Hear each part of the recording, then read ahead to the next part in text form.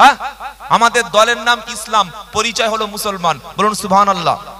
বলে আপনি কি প্রমাণ দিচ্ছেন? পারা নাম্বার 3 সূরার নাম আল ইমরান। আল্লাহ বলছেন ইন্নাদ দীনা ইনদাল্লাহিল ইসলাম, আমি আল্লাহ আমার কাছে সবচাইতে যেটা বেশি পছন্দ, মনোনীত, অ্যাকসেপ্টেবল, তার নাম হচ্ছে ইসলাম। বলুন সুবহানাল্লাহ। আর তোমাদের পরিচয় কি? ফুরফুরা, তাবলীগ, বেরিলি, কাদিয়া, চিস্তিয়া, হানাফি, শাফি, হাম্বলি, মালিকি, তালতলা, ফকিরি, এসব পরিচয় না। পরিচয় কি? এবার ইব্রাহিম নবী বলে দিচ্ছে আমাদের জাতির পিতা কে বাবা? ইব্রাহিম। তো পিতা তার সন্তানকে নাম রাখবে, এটাই স্বাভাবিক। এবার ইব্রাহিম নবী সন্তানদের নাম রাখছে, কি বলছে? মিল্লাতা আবিকুম ইব্রাহিম হুয়া সাম্মাকুমুল মুসলিমিন। জোরে হবে না? আল্লাহ বলছে শোনো, তোমাদের জাতির পিতা নাম হলো ইব্রাহিম, আর তোমাদের যে নামটা রেখেছে নামটা হলো মুসলিমিন, নাম হলো মুসলমান। খালি মুসলমান পরিচয় কোরআনে কোথায় কোথায় আছে দেখেন। এবার সবচাইতে উত্তম কথা, উত্তম বাণী, উত্তম কাজটা, উত্তম কথাটা কার? পারা নাম্বার 24 পৃষ্ঠা নাম্বার 19 লাইন নাম্বার 5 সূরার নাম হামিম সাজদা। আল্লাহ বলছে সবচাইতে আল্লাহর কাছে কার কথাটা ভালো শুনবে? তা বান্দা বলছে বলো। আল্লাহ বলছেন ওয়ামান আহসানু কওলাম মিম্মা দাআ ইলাল্লাহ ওয়া আমিলা সলিহাও ওয়া ক্বালা ইন্নানি মিনাল মুসলিমিন। আল্লাহ বলছে তার চাইতে উত্তম বাণী, তার চাইতে উত্তম কথা, তার চাইতে উত্তম কথা আর কার হতে পারে? যে ব্যক্তি আল্লাহর দিকে ডাকে, মসজিদের দিকে ডাকে, ইসলামের দিকে ডাকে, কোরআনের দিকে ডাকে, নবীর দিকে ডাকে, আর নিজে ভালো কাজ করে এবং বলে আমি একজন মুসলমান। জোরে হবে না? পরিচয় কি আমাদের? মুসলমান। দল দলের জায়গা আছে, আমরা কেউ ফুরফুরা যাই, কেউ আজমিরে যায়, কেউ অনেকে তবলিগ জামাতে যায়, কেউ দেওবন্দি বাবা আছে না নাই, কেউ আজানগাছি, পিসা, বিভিন্ন দল আছে, কিন্তু পরিচয়ের সময় আমাদের পরিচয় মুসলমান। আল্লাহ নিজেই বলে দিচ্ছে, এটা আমার বানানো কথা না, আপনি কোরআন খুলে দেখুন। আল্লাহ নিজে বলছে তোমাদের পরিচয় তোমরা মুসলমান। এবার মরণের সময় আপনাকে কি হয়ে মরতে হবে?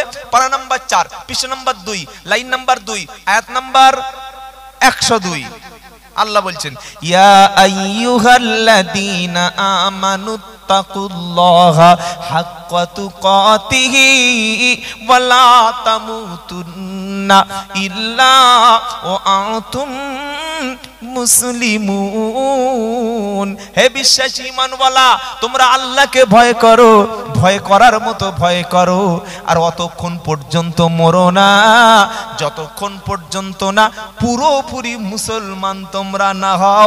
মুসলমান না হয়ে মরলে কোনো লাভ? জোরে বলুন। আবার যারা জান্নাতে যাবে তাদের পরিচয় থাকতে হবে মুসলমান। বললে এটা কোথায় পাওয়া গেল? পারা নাম্বার 25 পৃষ্ঠা নাম্বার 16 লাইন নাম্বার 5 আয়াত নাম্বার 68 সূরার নাম যুখরুফ। বলে দিচ্ছি যাতে আমার কথাটা ধরতে পারেন আমি সত্য বলছি কি মিথ্যা। আল্লাহ বলছে শোনো, কিয়ামতের দিন আমি আল্লাহ এক শ্রেণীর বান্দাদেরকে ডেকে ডেকে ডেকে ডেকে আমার জান্নাতে দিয়ে দেব। তারা কারা? আল্লাহ বলছেন ইয়া ইবাদিলা খাউফুন আলাইকুমুল ইয়াউম ওয়ালা আনতুম তাহজানুন আল্লাযীনা আমানু বিআয়াতিনা ওয়া কানু মুসলিমিন। শব্দ খুব ভালো করে মনে রাখবেন। আমি বলেছি আমাদের পরিচয় দিতে হবে কি বলে বাবা? মুসলমান বলে। আল্লাহ বলছে কিয়ামতের দিন আমি আল্লাহ ডেকে বলবো ইয়া ইবাদি লা খাউফুন আলাইকুমুল ইয়াউম, ও আমার বান্দা আজ কিয়ামতের দিন তোমাদের কোনো ভয় নাই, তোমাদের কোনো চিন্তা নাই।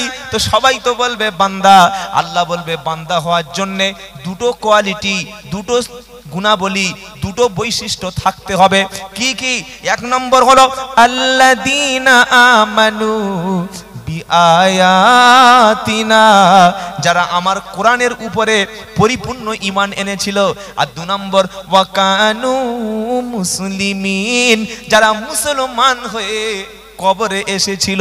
আমি আল্লাহ ওই মুসলমানদের বলবো উদখুলুল জান্নাতা আনতুম ওয়া আজওয়াজুকুম তুহবারুন, তুমি জান্নাতে চলো আর তোমার স্ত্রীকে, তোমার সন্তানকে সপরিবারে জান্নাতে প্রবেশ হও। জোরে বলুন সুবহানাল্লাহ। আজ থেকে বাবাজিরা দল মত নির্বিশেষে সব ভুলে গিয়ে আমাদের একটাই পরিচয়, আমরা মুসলমান বলি ইনশাআল্লাহ। যে যে দলকে ভালোবাসছেন বাসুন, কোনো অসুবিধা নাই। সবাই যে এক দলের হবে ব্যাপারটা তা নয়। কি গো, আমরা যারা ইমাম আবু হানিফা রহমতুল্লাহকে মানি, আমরা নাবির নিচেই হাত বেঁধে নামাজ পড়ি, আমরা সূরা ফাতিহা শেষে আমিন আসতে বলি, বলি না বলি। কিন্তু যারা ইমাম শাফিকে মানে, আপনি কাবা শরীফে গিয়ে দেখবেন সব ধরনের লোক আছে। কেউ নাবির নিচে হাত বেঁধেছে, কেউ হাত তো বাঁধেই নাই, কেউ বুকে হাত বেঁধেছে, কেউ জোরে আমিন বলছে। তো আপনি এ নিয়ে মারামারি করলে আমাদের কোনো লাভ হবে না। আমরা এইগুলো নিয়ে এখন ব্যস্ত আছি, বক্তব্যের মাঝখানে শুধু এই সব বিষয়, আর কোনো বিষয় আমাদের কোনো সাবজেক্ট নাই।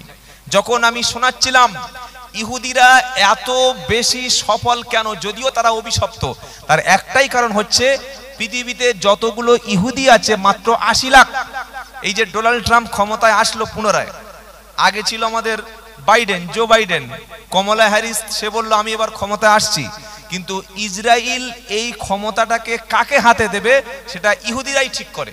আপনি ভালো করে মাথা রাখবেন, আমেরিকার কোনো ক্ষমতা নাই কে প্রেসিডেন্ট পদে আসবে তার নির্ভরটা সম্পূর্ণ ইহুদিদের নিয়ন্ত্রণে। আপনি ফেসবুকে এক কলম লিখছেন ইসরায়েলের বিরুদ্ধে, ইসরায়েল ধ্বংস হোক, ফিলিস্তিন জয় হোক, ব্যাস সঙ্গে সঙ্গে আপনার ফেসবুক প্রোফাইল উড়ে চলে গেল। হ্যাঁ, আর এই যারা ইউটিউব চ্যানেল আছে তাদের জিজ্ঞাসা করবেন, কোন বক্তা যদি ফিলিস্তিনের পক্ষে কথা বলে, ইসরায়েলের বিরুদ্ধে কথা বলে, তার বক্তব্যটা ইউটিউব থেকে আউট করে দিচ্ছে। চক্রান্ত বুঝতে পারছেন? আপনি কলকাতায় বসে ফিলিস্তিনের পক্ষে কথা বলছেন, আর আমেরিকা থেকে ইহুদিরা ওখান থেকে বসে বসে মনিটরিং করছে। মানে এত বড় গভীর ষড়যন্ত্র ইহুদিদের, সারা বিশ্বে এখন শাসন করছে ইহুদিরা। তাদের ক্ষমতার বাইরে আপনি কিছুই করতে পারবেন না। এটা কেন করছে? তারা শিক্ষা দিয়ে গোটা পৃথিবীকে কন্ট্রোল করেছে। আর যে মুসলমানদের কোরআনে প্রথম বাণীটা আসমান থেকে নেমেছে, ইকরা বিসমি রাব্বিকাল্লাযী খলাক, পড়ো তুমি তোমার প্রভুর নামে, খলাকাল ইনসানা মিন আলাক, যিনি আলাক দ্বারা, জমাট বাঁধা রক্ত দ্বারা, ঝুলন্ত অবস্থায় মানুষকে রক্ত দিয়ে সৃষ্টি করেছেন। আল্লাযী আল্লামা বিল কলম, যিনি কলম দিয়ে মানুষকে জ্ঞান শিখিয়েছেন।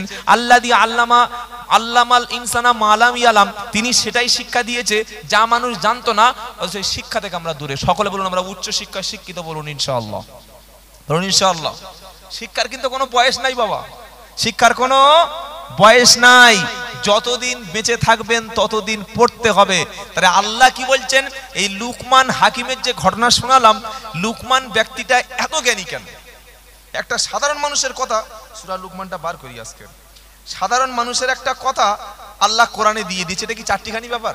কি গো, সাধারণ একজন মানুষ, ডাক্তার নয়, মাস্টার নয়, নবী নয়, ওলি নয়, পীর নয়, গওস নয়, কুতুব নয়, আবদাল নয়, সাহাবা নয়, অথচ তার কথা কোরআনে আল্লাহ দিচ্ছেন, মানে লোকটা কি ছোট? না, অনেক বড়। কত বড়? তার এক নম্বর কোয়ালিটি হলো লুকমান ছিলেন জ্ঞানী। বলুন সুবহানাল্লাহ। আর আল্লাহ বলছেন ওয়াল্লাযিনা উতুল ইলমা দারাজা, সম্মান মর্যাদা আল্লাহ তাদের জন্য রেখেছে যারা জ্ঞানী। যদি হবে না সুবহানাল্লাহ। আল্লাহ কোরআনে বলেনি যে পয়সা থাকলে সম্মান বেড়ে যাবে, আল্লাহ বলেনি যে তুমি খুব উচ্চ একটা র্যাঙ্কে চাকরি করলে সম্মান বেড়ে যাবে, না। কিন্তু জ্ঞান অর্জন করলে সম্মান বাড়বেই বাড়বে, এটা আল্লাহ কোরআনে বলেছে। আরেকবার বলুন সুবহানাল্লাহ। সূরা লুকমান থেকে আলোচনা শুরুর পূর্বে বলেনি, এই লুকমান ছিলেন ছাগল চরানো লোক, রাখাল। রাখালের কত বুদ্ধি আছে, মাধ্যমিক নয়, উচ্চ মাধ্যমিক নয়, কিংবা গ্রাজুয়েশন নয়, এমএ নয়, এমএসসি, এমকম নয়, বিকম নয়, বিটেক, এমটেক, কোনো ডিগ্রি তার নেই, তার নাম রাখাল। রাখাল বিটেক পাস করে কেন সে রাখাল হতে যাবে? কি এমবিবিএস পাস করে সে কেন ছাগল চড়াতে যাবে? সে তো একটা মেডিকেলে কাজ করবে। বুঝতে পারছেন কথা কি বললাম? কিন্তু লুকমান হাকিম এত জ্ঞানী কেন? কারণটা কি? কারণ হচ্ছে আল্লাহ বলছেন আমি যাকে জ্ঞান দিই তাকে আল্লাহ পাক সবচাইতে জ্ঞানী আল্লাহ বানিয়ে দেন। বলুন সুবহানাল্লাহ। আল্লাহ কোন কোন মানুষকে জ্ঞান দেন যেটা পৃথিবীতে পাওয়া যায় না, যেটা পৃথিবীর কোনো ডিপার্টমেন্টে পাওয়া যায় না। যেমন আল্লাহর নবীকে সাল্লাল্লাহু আলাইহি সাল্লামকে আল্লাহ বলছেন আমার নবী পৃথিবীর শিক্ষা থেকে তাকে দূরে রেখেছি। বলুন সুবহানাল্লাহ। আমাদের নবী কিন্তু পৃথিবীর কোনো এই যে একাডেমিক যে শিক্ষা বা আমাদের তথাকথিত যে শিক্ষা, এরকম শিক্ষা কিন্তু তিনি শেখেননি। আলিফ বা তা সা এ বি সি ডি বা অ আ ক খ এসব শেখেননি। আল্লাহ এই শিক্ষা থেকে তাকে মুক্ত রেখে এমন শিক্ষা দিয়েছেন যে শিক্ষা পৃথিবীর কোনো ব্যক্তির দ্বারা সম্ভব নয়। সকলে বলুন সুবহানাল্লাহ। তো হযরতে লুকমান হাকিম তার যে শিক্ষা তিনি ছিলেন কালো মানুষ, নাকটা মানে খাঁটো। এবার তার যে মনিব মানে তার যে তিনি কৃতদাস রাখাল ছিলেন, বিক্রি করা লোক, একদিন তার মালিক ডেকেছে, ডেকে বললে লুকমান, বললে কি, বললে শুনেছি তুমি নাকি খুব জ্ঞানী। বলছে না, লোক আমাকে বলে। যারা জ্ঞানী মানুষ তারা কি সবসময় বলে যে আমি জ্ঞানী? বলে না। যারা হাক্কানি পীর হয় বাবা, আপনারা ফুরফুরা শরীফে গিয়ে মুজাদ্দেদ জামান আবু বকর সিদ্দিক রহমতুল্লাহের অরিজিনাল ওসিয়াতনামাটা কিনবেন, যেটা অনেকের বাড়িতে নেই, আমার বাড়িতে আছে। যে ওসিয়াতনামায় দাদা হুজুরের নিজের হাতে সিগনেচার লেখা আছে, ওখানে লেখা আছে মুহাম্মদ আবু বকর। একবার জোরে বলবেন সুবহানাল্লাহ। আর এখন আমরা বক্তারা কি করি? হাফেজ, কারি, মুফতি, মাওলানা, মুহাদ্দিস, শাইখুল হাদিস, পীর, আল্লামা, এত লেখা লিখেছে, মানুষ নামটা খুঁজে পাচ্ছে না, কোথায় নাম, কি গো?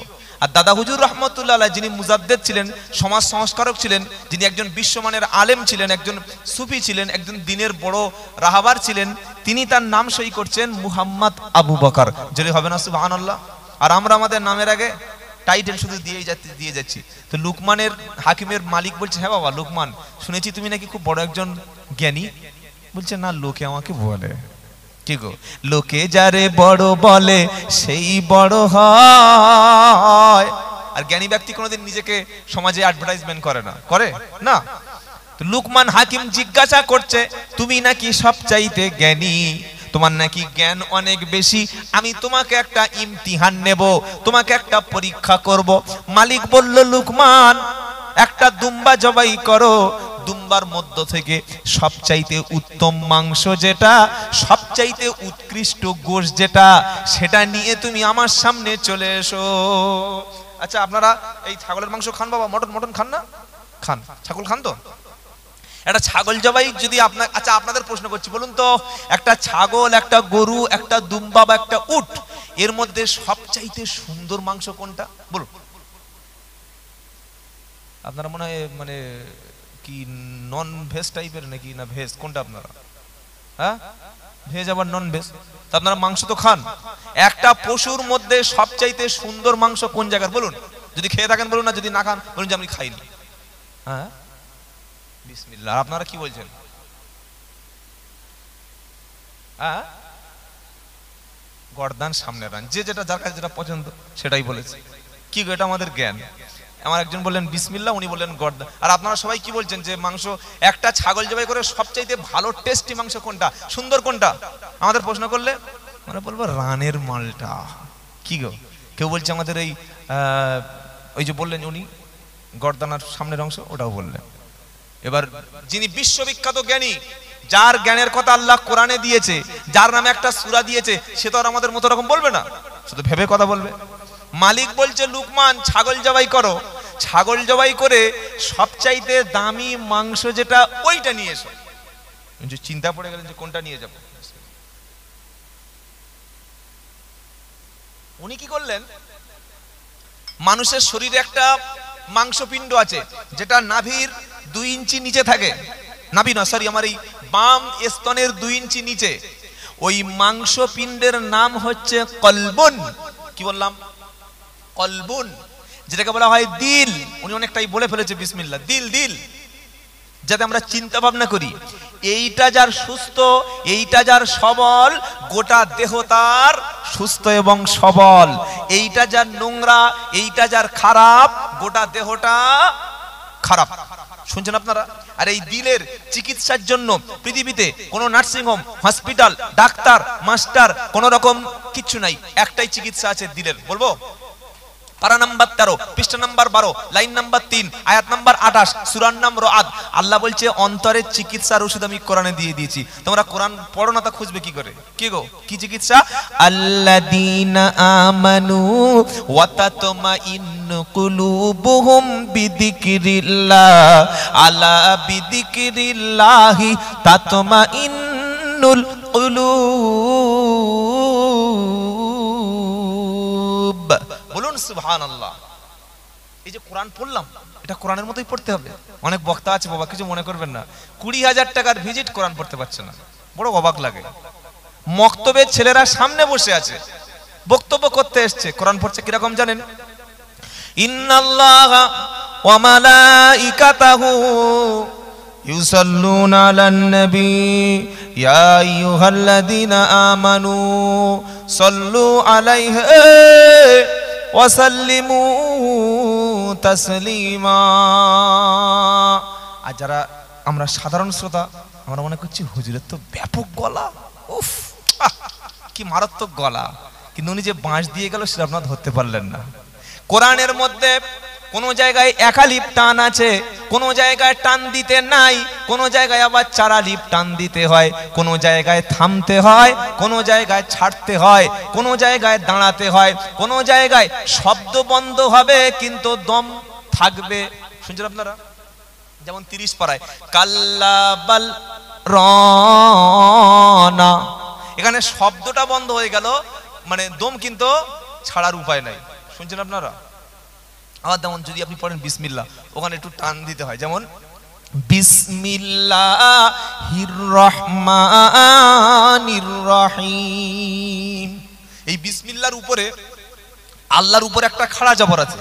খাড়া জবরের কাজ কি? একালি পরিমাণ টান দিয়ে পড়া। যেমন আপনি রুকুতে গেলেন, কি বলবেন?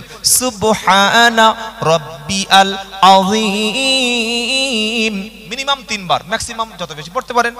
তো 3 বার সুবহানা রাব্বিয়াল আযীম এটা বলার পরে একটা উঠে দাঁড়ানোর সময় একটা বাক্য বলতে হয়, ওটা হলো সামিআল্লাহু লিমান হামিদা। কি বাবা এটা বলেন তো আপনারা?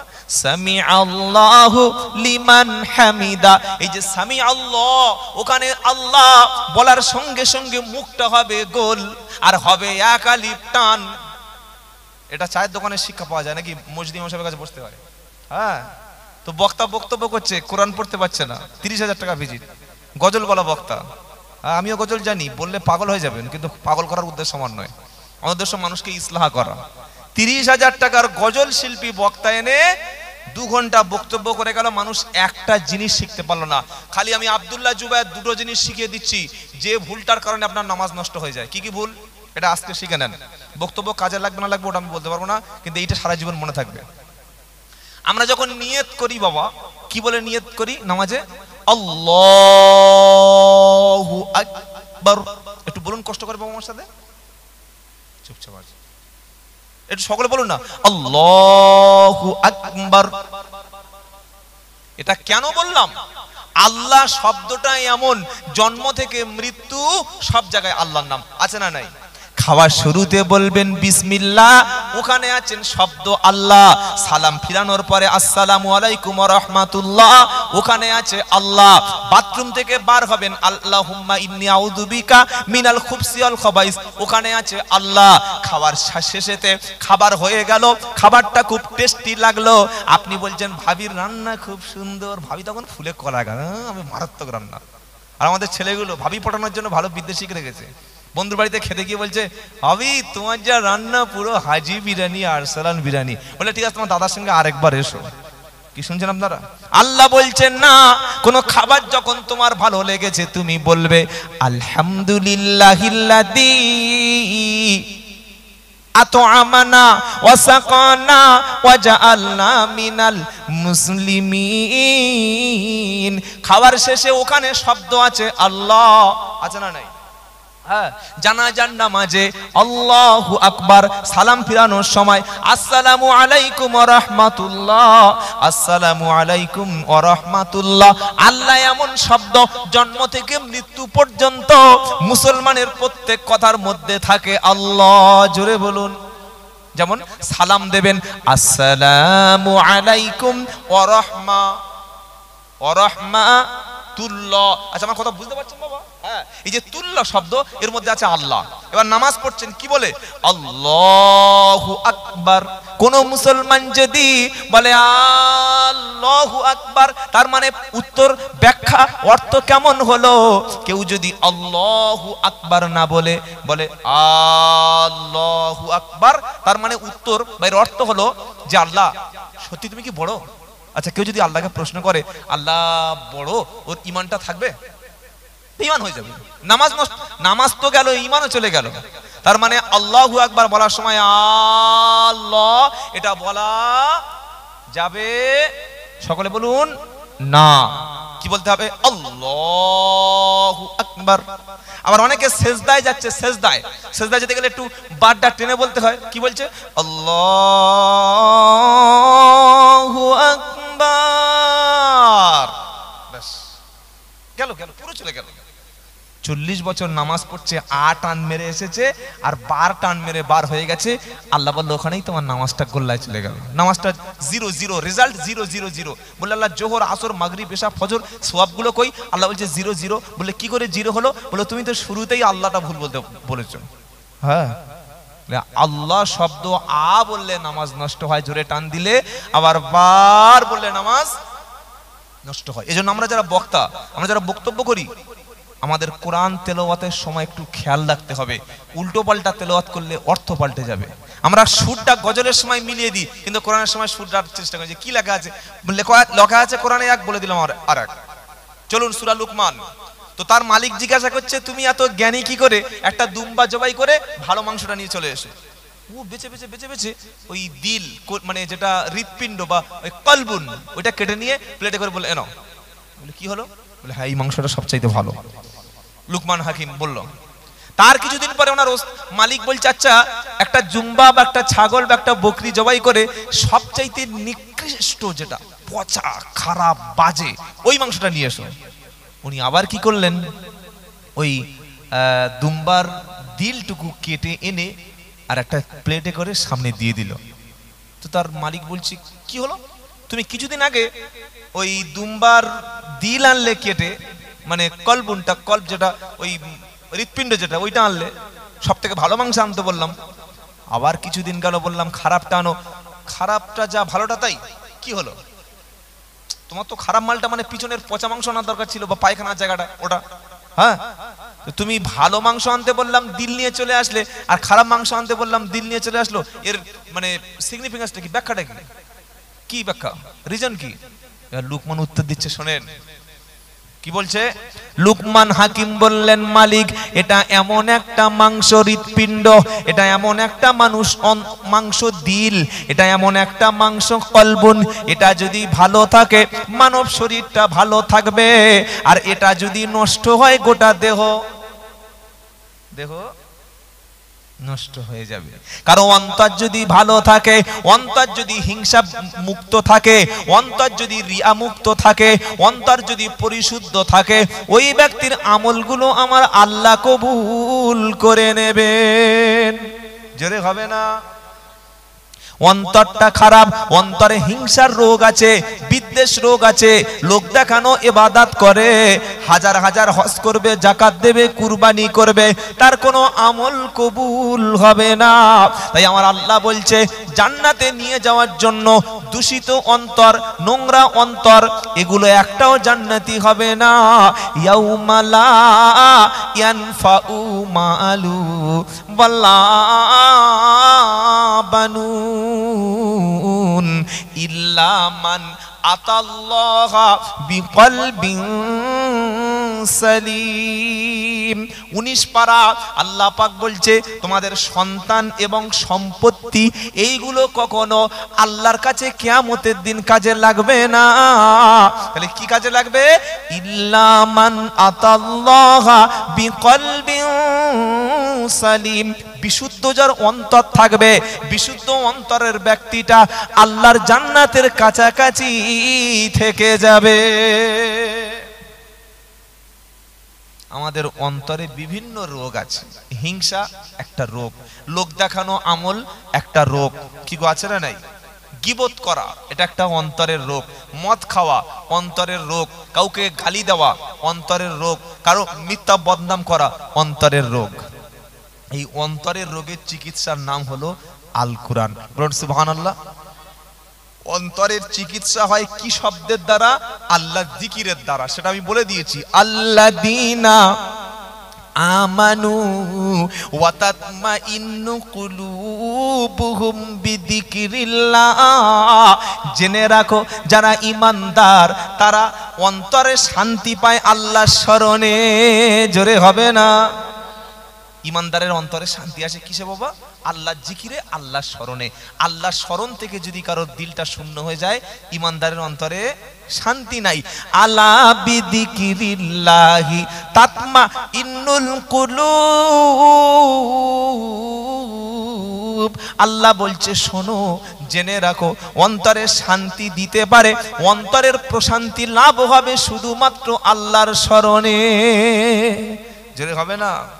তো আমি যদি আল্লাহর জিকির করি, আল্লাহ বলছে আমিও তোমার স্মরণ করব। জোরে বলুন, ফাদকুরুনি আদকুরুকুম ওয়াশকুরুলি ওয়ালা তাকফুরুন। দ্বিতীয় পারা, দ্বিতীয় পৃষ্ঠা, 11 নম্বর লাইন, 153 নম্বর আয়াত, সূরার নাম বাকারা। কোরআন বলছে ফাদকুরুনি আদকুরুকুম ওয়াশকুরুলি ওয়ালা তাকফুরুন। বান্দা, তুমি যদি আমার স্মরণ করো, তুমি যদি আমাকে ডাকো, আমি আল্লাহ তোমার স্মরণ করব। জোরে হবে না সুবহানাল্লাহ? কত বড় আল্লাহ পেয়েছি একবার দেখেছেন আপনি? এই গ্রামটার নাম কি? নইপুকুর। নইপুকুর আপনাদের এই থানা কেএলসি নাকি? রাজারহাট থানা। এই কলকাতা রাজারহাটে বসে বসে আপনি মসজিদে বলছেন লা ইলাহা ইল্লাল্লাহ, লা ইলাহা ইল্লাল্লাহ, লা ইলাহা ইল্লাল্লাহ। এটা বিবি জানছে না, বাচ্চা জানছে না, গ্রামের লোক জানছে না, মমতা ব্যানার্জি জানছে না, রাহুল গান্ধী, নরেন্দ্র মোদী কেউ জানছে না, কলকাতা পুলিশও টের পাচ্ছে না। কি গো পাচ্ছে? আপনি তো মসজিদে কোনায় বসে বসে মনে মনে অন্তর থেকে আস্তে আস্তে করে জিকির করছেন। আর চিল্লে ফিল্লে জিকির করবে না। অনেক লোক আছে বাংলাদেশে, দেখবেন এই ভণ্ডগুলো বলতে বলতে বাঁশ গাছে উঠে যাচ্ছে, দেখেন নাই? আর এখন এটা সার্চ করুন না, চরমোনাই পীর, উজানির পীর মেরে দেখুন, জিকির করতে করতে লাম মেরে বাঁশ গাছে। কোন শয়তানেরা? ওই কোনোদিন আবু বকর সিদ্দিক, ওমর ফারুকের ঘাড়ে ওঠেনি, উসমান গনি, হযরত আলীর ঘাড়ে ওঠেনি। এই মালগুলো এরা কারা? এরা জিকিরের বদনাম করছে। তো আল্লাহ বলছে তুমি যখন আমার স্মরণ করবে, আমি আল্লাহ তখন তোমার স্মরণ করব। বলুন সুবহানাল্লাহ। তোমার অন্তরে 24 ঘন্টা আমার নাম থাকবে, অন্য কারোর নাম থাকবে না। তোমার অন্তর যদি আমার নাম না থাকে, তুমি ধ্বংস। শুনছেন আপনারা কি বললাম? বলে কোথায় দলিল আছে?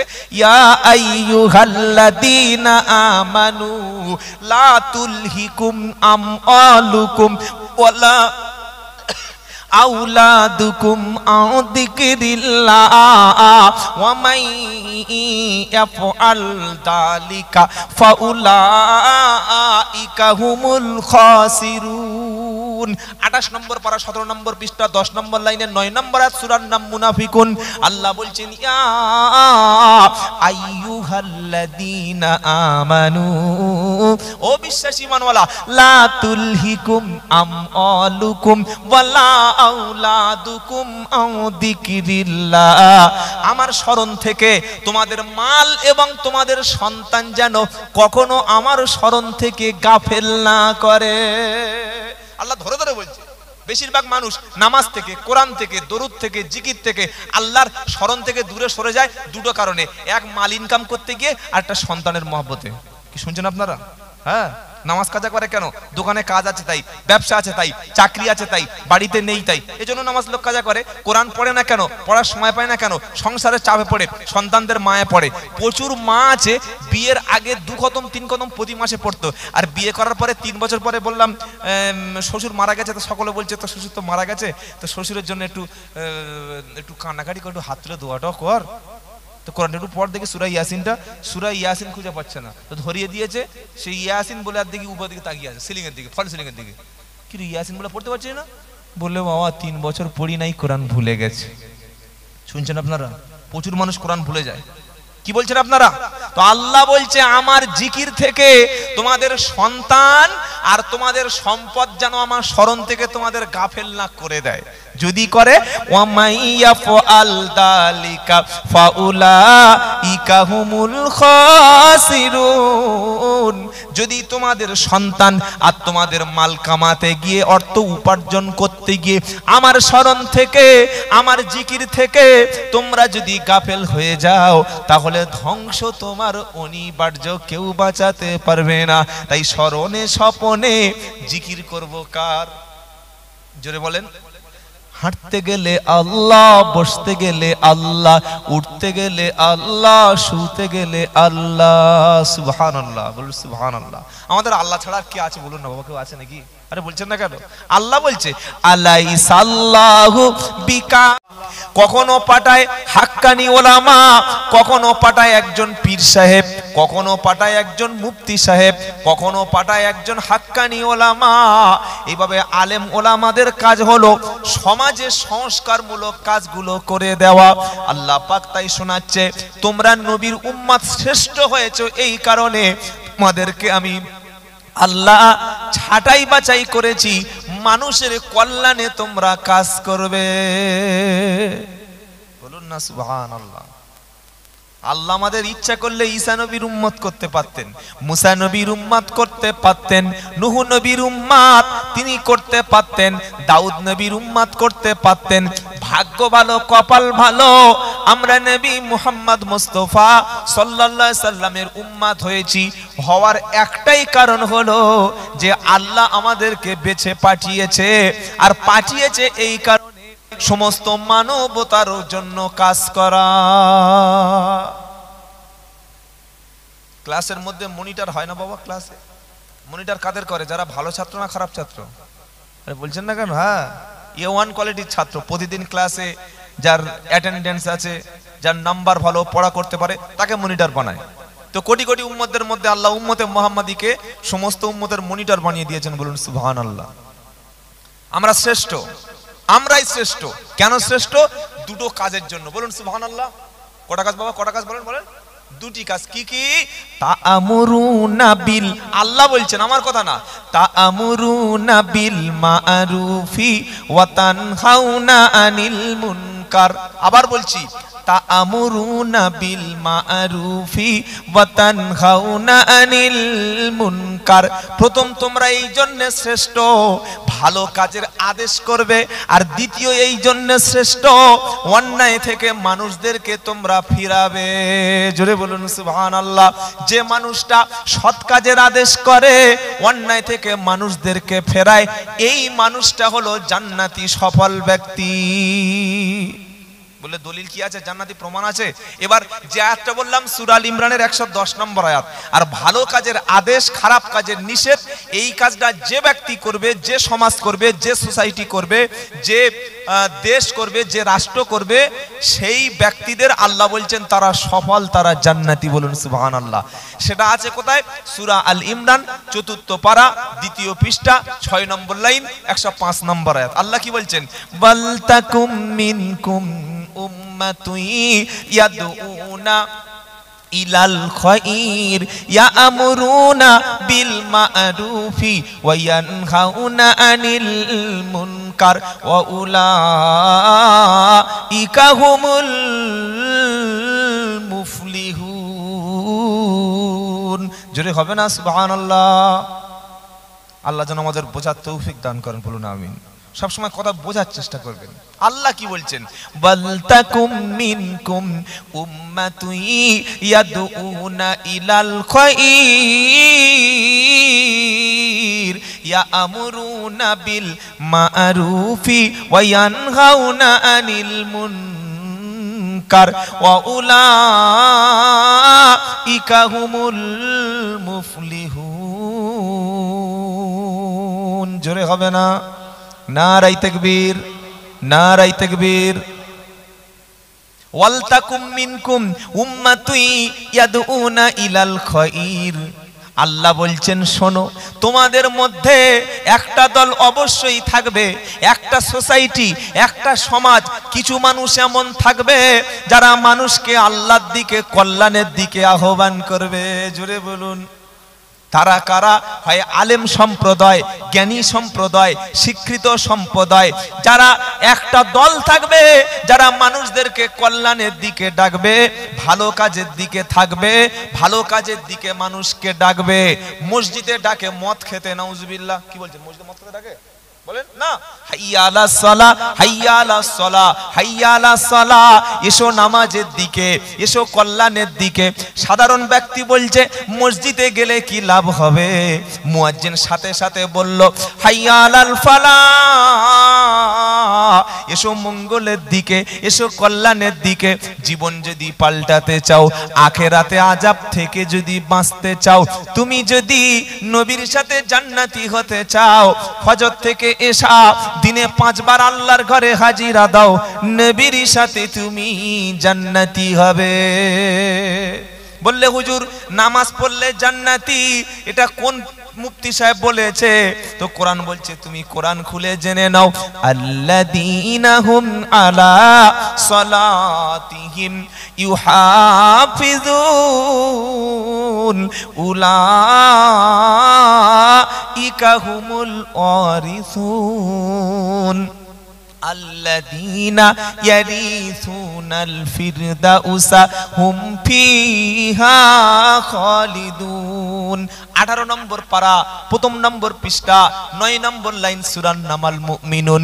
আল্লাযীনা হুম আলা সালাতিহিম ইউহাফিজুন, যারা নিজেদের নামাজ সমূহ মানে কি? অনেক, সব নামাজগুলি, ফজর, জোহর, আসর, মাগরিব, ইশা, এই 5টি নামাজ, জুমার নামাজ, যারা নিজেদের নামাজটা হেফাজত করে নিতে পেরেছে, আল্লাহ পাক বলছেন উলাইকা হুমুল ওয়ারিসুন, ওরা হলো ওয়ারেস। ওয়ারেস মানে বোঝেন, বাপ জমি রেখে গেছে, ছেলে ওয়ারেস। কি বাবা, তাই তো?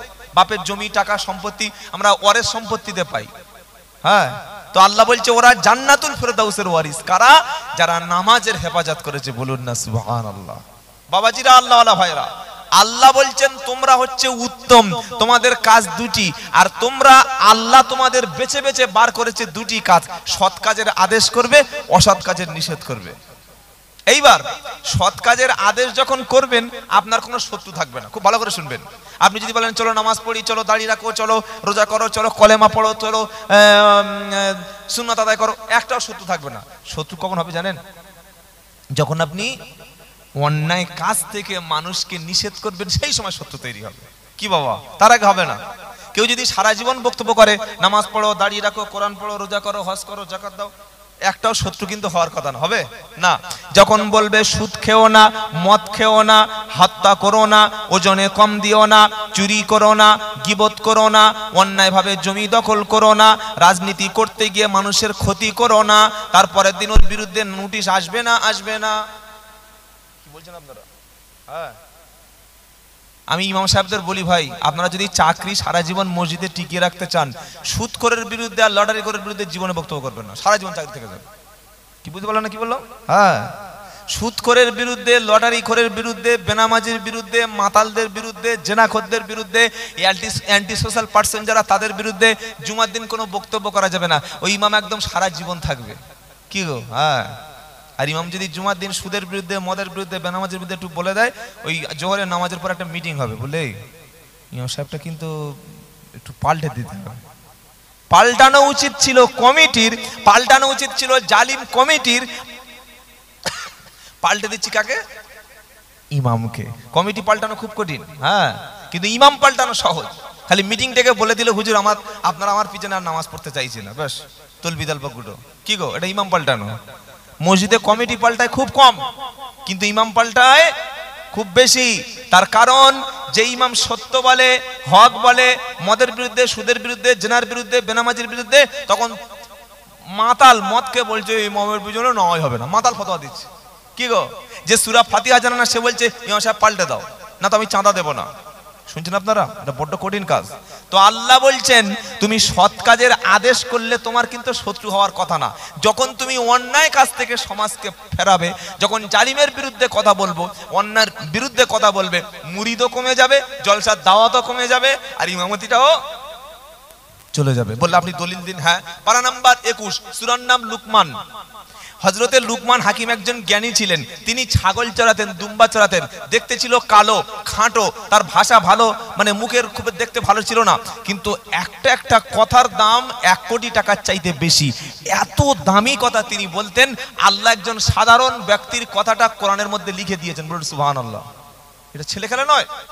লুকমান কোনো নবী ছিল না, লুকমান হাকিম নাম শুনেন নাই, কোনো রসুল ছিল না, কিন্তু তার কথাটা এতটা সেই লেভেলের, এতটা দামি, এতটা ইম্পর্টেন্ট, এতটা ভ্যালুয়েবল, আল্লাহ বলছেন লুকমান তার ছেলেকে ঘরের মধ্যে দুজনে বাপার ছেলে কথা হয়েছে, আমি আল্লাহ সেই কথাটা কোরআনের মধ্যে কোট করে দিয়েছি উম্মতে মুহাম্মাদের জন্য। জোরে বলবেন না সুবহানাল্লাহ। বলে কি কথা ঘরের মধ্যে হয়েছিল বলুন। এবার লুকমান বলছে ওয়া ইদ ক্বালা লুকমানা লিবনিহি ওয়া হুয়া ইয়াইদুহু ইয়া বুনাইয়া লা তুশরিক বিল্লাহ ইন্নাশ শিরকা লাযুলমুন আযীম। জোরে হবে না সুবহানাল্লাহ। কোরআন বলছে স্মরণ করো যখন লুকমান তার সন্তানকে উপদেশ দিল, ওয়াজ করলো। আমরা মনে করি ওয়াজ করবে বক্তা, ওয়াজ করবে পীর সাহেব, ওয়াজ করবে মুফতি সাহেব। আল্লাহ বলছে এখানে বক্তা হলো বাবা আর শ্রোতা হলো ছেলে। জোরে হবে না সুবহানাল্লাহ। মুসলমান যারা বসে আছেন, আপনাকে বক্তা হতে হবে, আপনার স্ত্রীকে বক্তা হতে হবে। কার কাছে বক্তা? সন্তানের কাছে বক্তা, মেয়েদের কাছে বক্তা। বক্তব্য করবেন আপনি, শুনবেন আপনার ছেলে। বাপ যেদিন বক্তা হবে সেদিন জলসা না দিলেও চলে যাবে। মা যেদিন বক্তা হবে সেদিন সবাই আসার প্রয়োজন পড়বে না। মা যেদিন বক্তব্য করবে কোরআন সুন্নাহ দিয়ে সেদিন সন্তান ভালো হবে। আল্লাহ বলছে লুকমান তার ছেলেকে ঘরের মধ্যে ডেকেছে আর ডেকে বক্তব্য করতে শুরু করেছে। ওখানে নবী মুহাম্মদ সাল্লাল্লাহু আলাইহি সাল্লাম ছিল না, ইউটিউব চ্যানেল ছিল না, ফেসবুক হোয়াটসঅ্যাপ ছিল না, কোনো প্রিন্ট মিডিয়া ছিল না। কিন্তু কথাটা এত ভালো লেগে গেল, আল্লাহ বললেন নবী কথাটা আমি আল্লাহ কোট করে নিলাম, কথাটা নিয়ে আমি কোরআনের মধ্যে চালিয়ে দিলাম। কিয়ামত পর্যন্ত যেন উম্মতে মুহাম্মাদি তার সন্তানকে সেই ওয়াজ করতে পারে। একবার জোরে বলুন না সুবহানাল্লাহ। মাশাআল্লাহ। একদিকে গরম পানি, একদিকে চা, কোনটা খাবি খা। আলহামদুলিল্লাহ, আপনাদের কবুল করুক সকলে, বলুন আমিন। তাহলে ওই লুকমান তার ছেলেকে কি ওয়াজ করেছিলেন, ওই ওয়াজটা করবো আজকে নাকি? শুনবেন ইনশাআল্লাহ, বলুন দেখি। আচ্ছা মাশাআল্লাহ। প্রথম পরিচয়, লুকমান নবী নয়, তিনি জ্ঞানী মানুষ। জ্ঞানীদের সম্মান কে দেয়? আল্লাহ। পারা নাম্বার 28, সূরার নাম মুজাদালা। আল্লাহ বলছেন ইয়ারফা ইল্লাহুল্লাযীনা আমানু ওয়াল্লাযীনা উতুল ইলমা দারাজা। যারা ঈমান এনেছে আর যারা জ্ঞান অর্জন করেছে, জ্ঞানী ব্যক্তি, আল্লাহ তাদের সম্মানকে উপরে তোলে। বলুন সুবহানাল্লাহ।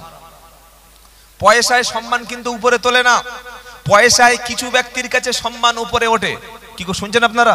খুব সুন্দর দেখতে হলে কিছু ব্যক্তির কাছে হিরো সাজতে পারে।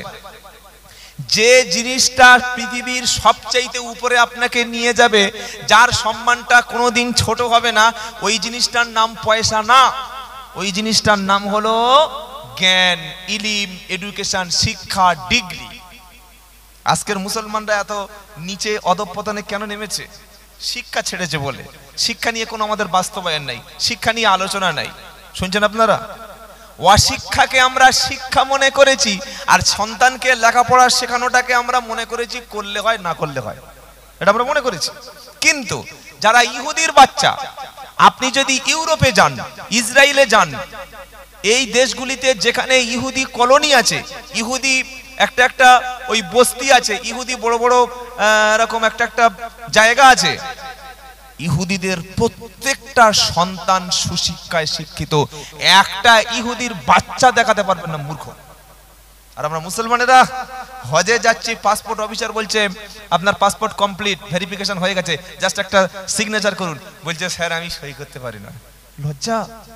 ও 10 লাখ টাকা হজ করছে, স্বামী স্ত্রী কনজুগাল দুজনে কাপল হজে যাবে, কিন্তু স্বামী যে সই করতে পারছে না, এর চাইতে লজ্জা পৃথিবীর কি হতে পারে?